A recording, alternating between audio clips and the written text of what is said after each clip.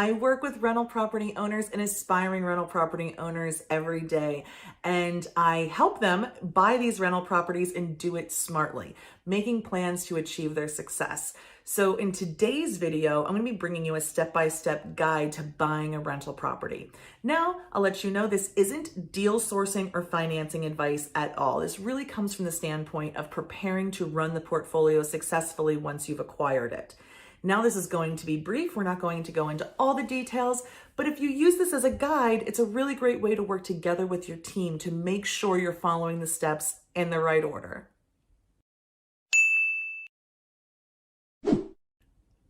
I'm Jennifer Ruelens, landlord, educator, advocate, and broker at One Focus Property Management. In today's guide to buying a rental property, I'm bringing you the steps that you need to follow. The very first step you need to take is to identify your goals. And so what do I mean by that? I mean, well, of course, we're looking at what your cash flow or net worth goals are. We're looking at your financing. We're looking at how you want to change your life with this portfolio. But we also need to be looking at other things, like how much time do you have to invest in your rental property business? How much skill do you have to invest? What kind of resources do you have to invest? So somebody who maybe has a lot of sweat equity available, somebody with skills and knowledge about how to make improvements to a property, they might be looking for something that's a little bit more run down, right? Because they can add value that way. Now, somebody who doesn't have those skills and abilities and has to pay retail for those services might be less apt to pick up something that is in really rough condition. So when we look at this and when I work with clients, I'm looking to see how much equity are you looking to invest? What kind of return do you need from that investment? And what are you comfortable with investing beyond just money? Is it your time? Is it your expertise? Is it your hard work and sweat? So what can you put into this investment to make it work? There's a lot of different product out there to suit all these different needs. We don't need to all be looking for the same rental properties. The second step to buying your rental property is really some of the hardest work. This is where you're going to be evaluating your target properties. And target properties are just properties that you're considering. So once you've made your search criteria in the last step, you now know you might be looking for a 2 to 4 unit that's in turnkey or next to turnkey condition that is mostly leased. Maybe that's your scenario. So when you're looking for that, you're going to be finding those types of assets, but you've got to look at so much more. So this step is really about touring those properties, looking at pricing, looking at condition, and running numbers. You'll hear people talk about running numbers. And essentially what running numbers is forecasting how that investment is going to perform for you. So you get some information typically from the seller about how the property has performed historically, but maybe you're going to make changes. Maybe you're going to change the floor plans, increase the quality of the building, change the leasing terms, change the services, make the building more energy efficient. So there's 1,000 different things that you could do that could change the way that property performs. And when you run the numbers, you're looking to see how your investment's going to perform at, as best you can predict through those changes and into the future. And when you're running the numbers, you're seeing, hey, is this going to do what I expect? And if I don't see that it is, then maybe this isn't the property for me. This is a really challenging step for most rental property owners. It takes a lot of time and it's frustrating. And sometimes it's uncomfortable walking through rental properties that are occupied with people living their lives in them. It's just kind of an awkward thing that people don't love doing. So I find that a lot of people like to live in those numbers.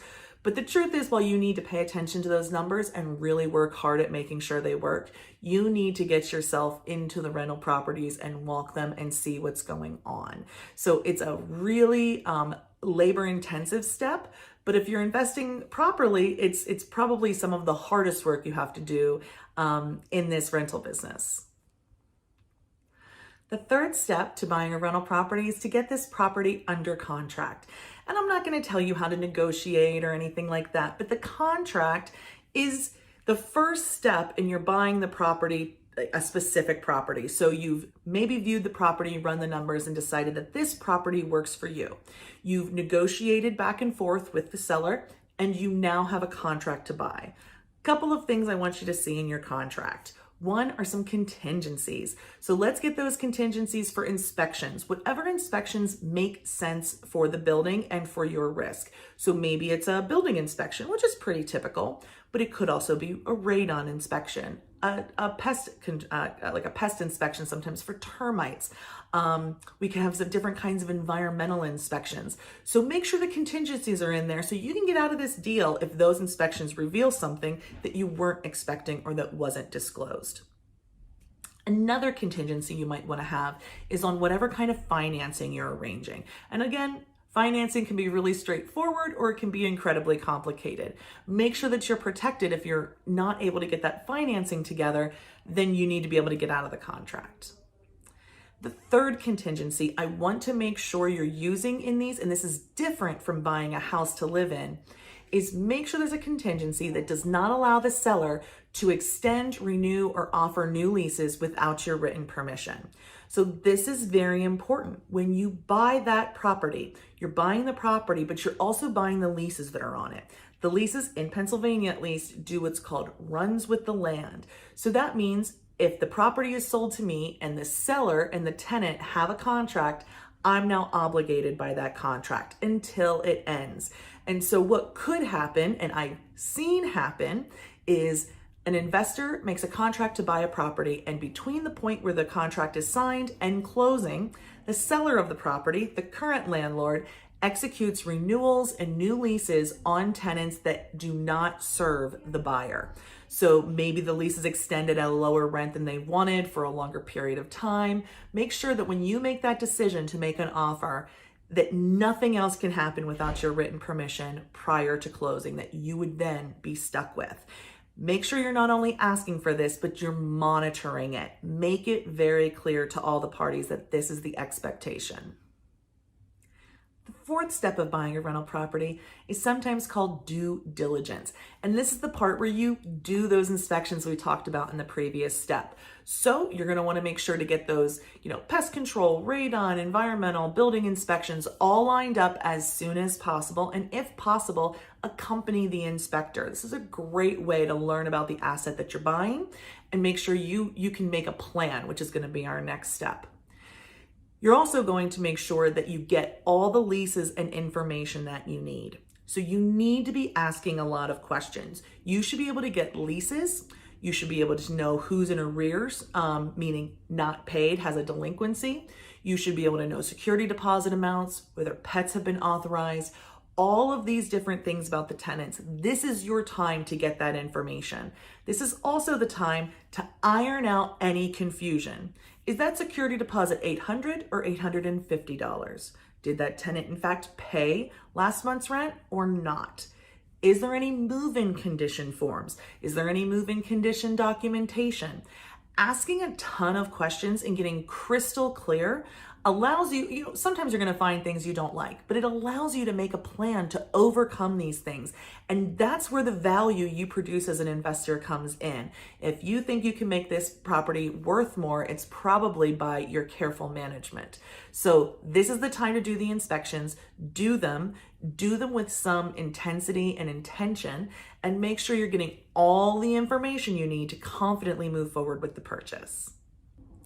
Step 5 is make a plan. So now you've got a building under contract, you haven't yet closed, and you've done all this investigation and research, and you found, maybe there's some maintenance items that need to be taken care of, maybe there's some tenant compliance issues that need to be taken care of, and you make a plan from the point you own it to the future. How are you going to get this to where you need it to be? So maybe you expect it to be producing a certain cash flow or to be in a certain condition. You need to make the plan to get it from where it is today into the future. Now, what are some of those things that you might do as part of that plan?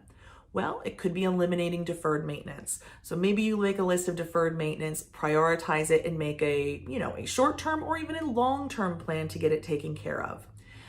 You would also maybe look at tenants whose rents haven't been adjusted in a long time. Maybe they have people or animals that aren't documented on the leases that they have. Maybe we need to do something about the utilities. Maybe the way the utilities are included and provided isn't working for your plan. So you need to make a plan to know how you're going to make those changes to get what you want done. Closing day is the most exciting day and the sixth step to buying a rental property. So let's talk about closing day. This is often a meeting where you sign a bunch of papers and you walk away with a nice big folder full of copies of loan documents maybe, and leases and different sorts of things. You leave with that. You should leave with the security deposit. So whether that's handed to you in a specific check or worked out as a credit or a debit on the settlement sheet, you want to make sure that those are transferred to you through either mechanism, and that you have all the keys to the property. If you haven't already gotten it, tenant contact information and the leases, you need those. So you're going to get all of this stuff at closing, and then effective then, you own the building. The next most important thing you need to do is reach out to any tenants that are in place. They likely know that the property is being sold, and they want to know, how is this going to work with the new landlord? So I encourage you to have something in writing, but attempt to pay them a visit or make a call as soon as possible after the closing, introducing yourself, letting them know that you have their lease, you have their deposit, and if you're aware of the move-in condition, that you have that. That gives them a lot of security. And let them know where and how to pay you rent, where and how to reach out to you about maintenance issues. And if there's anything you need them to know about how you're going to run this building, now's the time to let them know.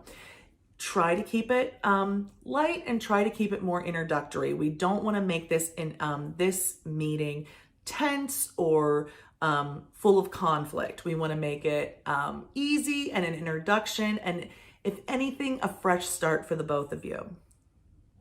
Buying a rental property is incredibly exciting. It's very intimidating, and there's a lot of advice out there about it. I hope you enjoyed this just quick, basic 6 steps to getting this done and picked up a couple of nuggets that you're not going to hear anywhere else. I love making these videos for you. I hope you enjoy watching them. If you do, be sure to subscribe. You'll get these in your feed then every time I post one. Have a great day.